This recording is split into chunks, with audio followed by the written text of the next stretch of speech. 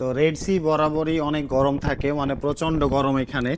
কিন্তু আজকে বাতাসের বেগ অনেক বেশি, প্রায় ঘন্টায় 60 কিলোমিটার, এজন্য ততটা গরম অনুভব করতেছি না। তারপরও সূর্য অনেক বেশি তাপ দিচ্ছে, এবং আমাদের বাইরে আজকে টেম্পারেচারটা খুব কম, বাট নর্মালি কালকে ছিল অনেক বেশি, প্রায় 33 না 34 জানি ছিল। তো আজকে সমুদ্রের অবস্থাটাও দেখেন, খুব একটা ভালো অবস্থা না, বাজে অবস্থা।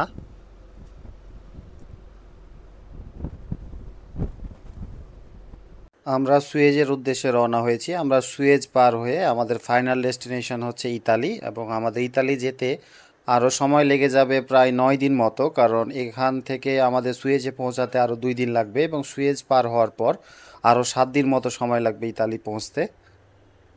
তো আপনাদের এই ভিডিওটি কেমন লাগলো অবশ্যই কমেন্ট বক্সে জানাবেন, আর এ ধরনের আরও ভিডিও পেতে আমার পেজটি ফলো করতে ভুলবেন না। সাথে ছিলাম ওয়াহিদ হাসান নয়ন। আসসালামু আলাইকুম।